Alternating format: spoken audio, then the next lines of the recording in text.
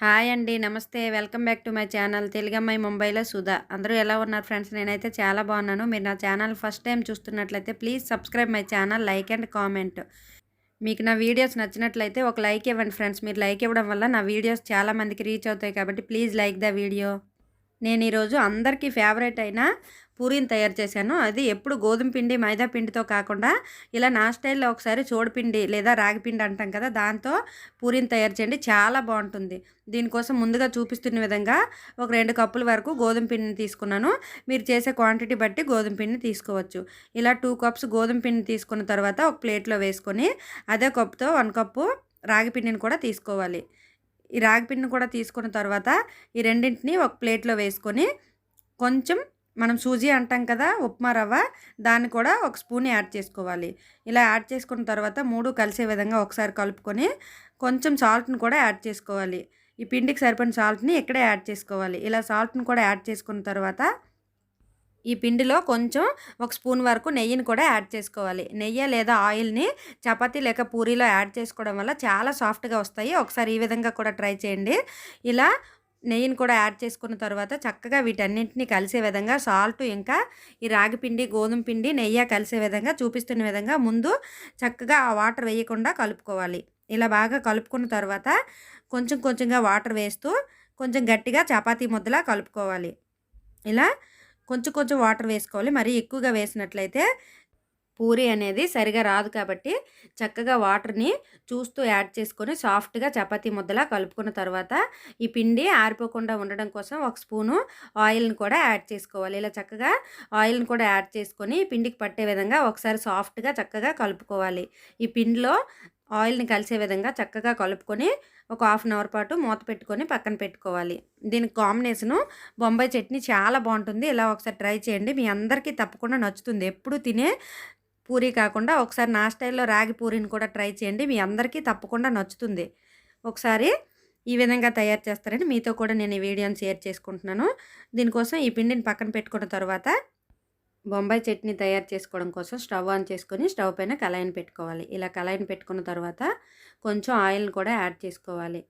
Oil కొంచెం బాగా వేడెక్కిన తర్వాత కొంచెం ఆవాల్ని యాడ్ చేసుకోవాలి. తర్వాత కొంచెం జీలకర్రను కూడా యాడ్ చేసుకోవాలి.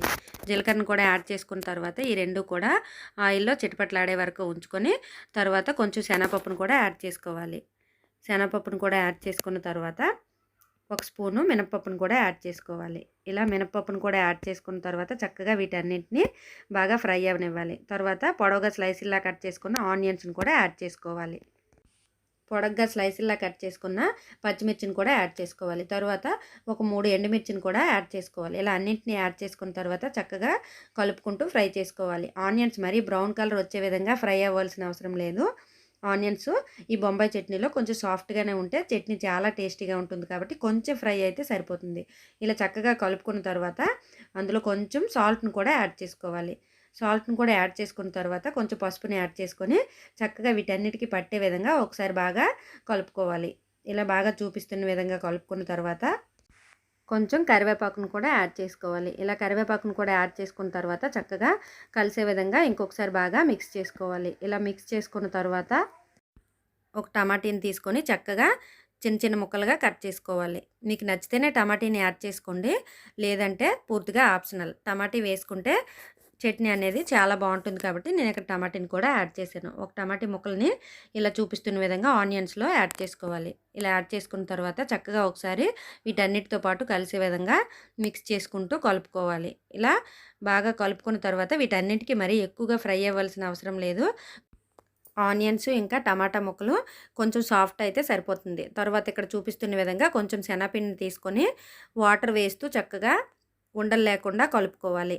కలుపుకున్న తర్వాత ఇక్కడ ఫ్రై అవుతున్నాయి కదా ఆనియన్స్ ఇంకా టమాటా, అందులో ముందుగా మనం కలిపి పెట్టుకున్న శనగపిండి మిశ్రమాన్ని కూడా యాడ్ చేసుకోవాలి. ఇక్కడ నేను చూపిస్తున్నాను చూడండి, ఈ క్వాంటిటీలో కొంచెం పలచగానే వాటర్ వేస్తూ కలుపుకొని యాడ్ చేసుకోవాలి. ఇలా యాడ్ చేసుకున్న తర్వాత శనగపిండి అడుగంటే అవకాశం ఉంటుంది కాబట్టి ఇలా చూపిస్తున్న విధంగా కలుపుతూ చక్కగా శనగపిండిని పచ్చివాసన పోయేంత వరకు ఫ్రై చేసుకొని తగినన్ని వాటర్ని కూడా యాడ్ చేసుకోవాలి. ఇలా చక్కగా చూపిస్తున్న విధంగా వాటర్ని కూడా యాడ్ చేసుకున్న తర్వాత ఉండలేవి లేకుండా కలుపుతూ ఉడకనివ్వాలి. ఇలా మధ్యలో ఒకసారి కలుపుకొని మూత పెట్టుకొని ఒక 5 మినిట్స్ పాటు ఉడకనివ్వాలి. ఇలా ఉడుకుతున్నప్పుడు మధ్యలో ఒకసారి చెక్ చేసుకొని కొత్తిమీరను కూడా యాడ్ చేసుకుంటే ఎంతో టేస్టీ బొంబాయి చట్నీ కూడా రెడీ అవుతుంది. ఇది కొంచెం పలచగానే ఉడికించుకోవాలి. తరువాత చల్లారిన కొద్దీ కూడా ఇది కొంచెం చిక్కదనం వచ్చే అవకాశం ఉంటుంది కాబట్టి కొంచెం వాటర్ ఎక్కువగా పోసుకొని ఉడికించుకుంటే బాగుంటుంది. ఇలా ఒకసారి ట్రై చేయండి. పూరీలోనికి ఇంకా దోశలోనికి దేనికైనా సరే ఈ బొంబాయి చట్నీ చాలా బాగుంటుంది.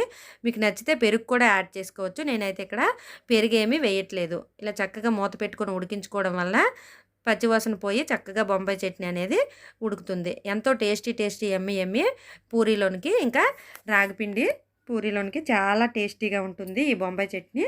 ఒకసారి కూడా మీరు ట్రై చేయండి. చాలా బాగా నచ్చుతుంది మీ అందరికి కూడా. ఇలా తయారైన బొంబాయి చట్నీని ఒకసారి బాగా కలుపుకోవాలి. నేను ఇక్కడ ఎటువంటి కారాన్ని కూడా యాడ్ చేయలేదు. ఎండుమిర్చి ఇంకా పచ్చిమిర్చితోనే మనకు సరిపడినంత కారము ఈ బొంబాయి చట్నీకి వస్తుంది. లేదు మీకు కొంచెం కారం కావాలనుకుంటే పచ్చిమిర్చిని ఇంకొంచెం ఎక్కువగా యాడ్ చేసుకోవచ్చు. ఇలా చక్కగా ఇలా చూపిస్తున్నాను చూడండి. టమాటీలు కొంచెం ముక్కలుగా ఉన్నాయి కదా, ఇలా ఉంటేనే చట్నీ చాలా బాగుంటుంది. మరి గ్రేవీలా ఉంటే బాగోదు. తర్వాత పూరీని తయారు చేసుకొని ఫ్రై చేసుకోవడం కోసం స్టవ్ ఆన్ చేసుకొని స్టవ్ పైన కళాయిని పెట్టుకోవాలి. ఇలా కళాయిని పెట్టుకున్న తర్వాత పూరీకి సరిపడినంత ఆయిల్ని కూడా యాడ్ చేసుకొని చక్కగా వేడెక్కనివ్వాలి. ఇలా వేడెక్కేలోపు మనం ముందుగా పిండిని రెడీ చేసుకొని పూరీ పిండిని పక్కన పెట్టుకున్నాం కదా, మూత పెట్టి అది బాగా ఈలోపు నానుంటుంది. దాన్ని మూత తీసి చూస్తే చాలా సాఫ్ట్గా అవుతుంది. ఇలా బాగా పిండికి రెస్ట్ ఇవ్వడం వల్ల పూరీలు అనేవి చాలా సాఫ్ట్గా తయారవుతాయి. చూపిస్తున్న విధంగా చిన్న ఉండల్లా చుట్టుకుంటూ చక్కగా ఇలా చూపిస్తున్నట్టుగా బాల్స్లా తయారు చేసుకోవాలి. మరి చపాతీ ముద్దలా తీసుకోకుండా చిన్న ఉండల్లా తీసుకుంటే పూరీలు అనేవి చాలా బాగుంటాయి. ఇలా చక్కగా రౌండ్గా బాల్స్లా చేసుకొని మనం పిండిని అంతటిని ఒకసారి బాల్స్లా తయారు చేసుకొని పక్కన పెట్టుకోవాలి. ఇక్కడ నేను చూపిస్తున్నాను చూడండి, బాల్స్ అన్నింటినీ తయారు చేసి పక్కన పెట్టుకున్నాను. ఇక్కడ రాగి పిండి కాబట్టి చాలా సాఫ్ట్గా వచ్చింది. ఒకసారి మీరు కూడా తయారు చేయండి. రోజు తినే గోధుమ పిండి మైదా పిండి పూరీ కంటే ఇది చాలా సాఫ్ట్గా ఉంది, ఇంకా చాలా టేస్టీగా కూడా ఉంది. ఇక్కడ చక్కగా బాల్స్లా చుట్టుకున్న తర్వాత కొంచెం పిండిని వేస్తూ పూరీలా ఒత్తుకోవాలి.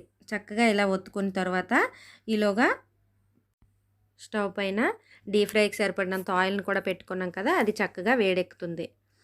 ఇక్కడ చూపిస్తున్న విధంగా చక్కగా పూరీలను ఒత్తుకొని మరీ పలచగా కాకుండా అలా అని మరీ దలసరిగా కాకుండా కొంచెం మీడియం సైజులో ఉండే విధంగా ఇక్కడ నేను చూపిస్తున్నాను చూడండి, ఇలా ఒత్తుకుంటే సరిపోతుంది. మరీ పలచగా ఉన్నట్లయితే పూరీ సరిగా పొంగదు కాబట్టి ఇలా చక్కగా అన్ని పూరీలను కూడా ఒత్తుకోవాలి. ఒత్తుకున్న తర్వాత డీప్ ఫ్రైకి పెట్టుకున్న ఆయిల్ కూడా బాగా వేడెక్కనివ్వాలి. బాగా వేడెక్కితేనే పూరీ అనేది చక్కగా పొంగుతుంది. ఇక్కడ నేను పూరీ వేస్తున్నాను చూడండి ఎంత చక్కగా పొంగుతుందో. ఇలా కొంచెం పూరీని వేసుకున్న తర్వాత పూరీ పైనుంచి కొంచెంగా ఆయిల్ని కూడా ఇలా వేసుకోవాలి. ఇలా వేసుకోవడం వల్ల పూరీ అనేది చక్కగా పైకి పొంగుతూ వస్తుంది. ఇలా ఆయిల్ని వేస్తున్నాను చూడండి, ఇక్కడ ఎంత బాగా పొంగిందో పూరీ. ఇలా ఆయిల్ని వేస్తూ పూరీని చక్కగా ఫ్రై చేసుకోవాలి. మీకు నచ్చితే కొంచెం కరకరలాడినట్టు ఫ్రై చేసుకోవచ్చు, లేదా కొంచెం సాఫ్ట్గా ఉన్నట్టు ఫ్రై చేసుకోవచ్చు. ఇలా చక్కగా ఫ్రై చేసుకున్న తర్వాత ఇక్కడ నేను చూపిస్తున్నాను చూడండి, చాలా చక్కగా పొంగాయి, ఇంకా చాలా టేస్టీగా కూడా ఉన్నాయి. మా ఇంట్లో అందరికీ కూడా చాలా బాగా నచ్చాయి ఈ రాగి పూరీలు. మీరు కూడా బొంబాయి చట్నీ ఇంకా రాగి పూరీ కాంబినేషన్ ఒకసారి ట్రై చేయండి. రాగి పిండితో చాలా వెరైటీస్ చేసుకోవచ్చు, చాలా హెల్దీ. ఇంకా చిన్నపిల్లల నుంచి పెద్దవాళ్ళ వరకు ఎవరైనా రాగి పిండిని ఇంకా అంబలి ఇలా చాలా ట్రై చేస్తారు కదా, ఒకసారి నా స్టైల్లో పూరీ కూడా తయారు చేసుకొని తినండి, చాలా బాగుంటుంది. ఇక్కడ చూడండి పూరీలు ఎంత చక్కగా పొంగుతున్నాయో. ఇలా చూపిస్తున్న విధంగా పూరీ పైనుంచి ఆయిల్ని వేసుకుంటూ చక్కగా అన్ని పూరీలను కూడా ఫ్రై చేసుకోవాలి.